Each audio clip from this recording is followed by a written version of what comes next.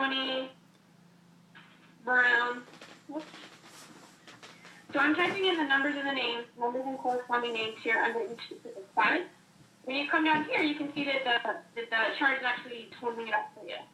So that's really helpful because you can use this to go back to your order form and make sure that, it's the same information. So you might, make sure you have two smalls on the order, etc. Make sure you complete if there's duplicate numbers or not, or if there's additional lettering, which there usually is.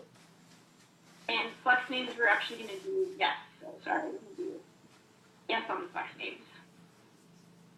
So this page has not changed really, but it is a nice feature to have that totals added up for you. You can cross-check it with your order form to make sure that, the total number of each size is correct. So let's go back to order form. We got this all ready to go. I want to quickly show one way to send the customer copy. So you have your order ready to go, and you have your entire workbook, and it's finalized. And that's great, but you don't want to send your customer this file, this tab, or really any of these other tabs, right? So what I do, I know everybody kind of has a different version of how they do this, but I particularly, I'm going to send them a copy. And when I do this, I'm going to create a copy in a new book. If I don't create one in a new book, it's just going to copy inside this workbook. So I'll basically have two tabs of the same one. And if I don't create a copy, if I don't select this, it's actually going to pull the tab out of the workbook, which we don't want, right? So we want to keep everything as is, but I want to create a copy of the tab, but I wanted it in a new book. So make sure you select this, and make sure you select new book. And when I do that, it actually pops up as a whole new file, and then I can save it as, I save this particularly with I'll say customer copy, and then I'll save that.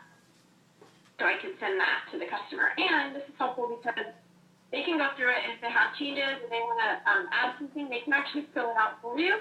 If they have changes to sizes, they can change the order form without changing your master copy, and just send it back to you. You can always cross-reference it and make sure it matches what you have. But this is really helpful because then the customer can actually fill in more if they would like to. It saves you time on finding all that information. So this is the file you can send to the customer. Here, we're pretty much done with this order. So what I'm going to do is I'm going to save as. And you'll notice when you do that this confirmation pops up. This confirmation, that's designed to make sure that we know that of our delivery date. Okay? So it's basically double checking, hey, your delivery date is 9/23, do you want to continue? Just a reminder to myself that that's when this delivery date is set. If that's not true and this is a 19 modified order or a custom hat order, and I know that delivery date is wrong because it won't even get to us until, say, November 1st, then I would say no, and I'm going to go back and change it so that it's more realistic. But if that is the date, then I can go ahead and I can change it. So every time you go to save this, it's going to ask you if that's correct. So I'll go ahead and say yes. And in this file, I keep creating the order number I use. I save my, however you guys save your files, save it as reference number and confidential so that I don't confuse it with the customer copy of the order. So I'm going to go ahead and save that. So now I have, in my file, I have a confidential version of the entire workbook, and then I have the customer copy of just, the customer tab that I can send out to the customer. So kind of in summary, it's just really important to make sure that we're double checking and making sure every field is filled in, that, information is consistent, whether it's sizes, totals, from the number chart back to the order form.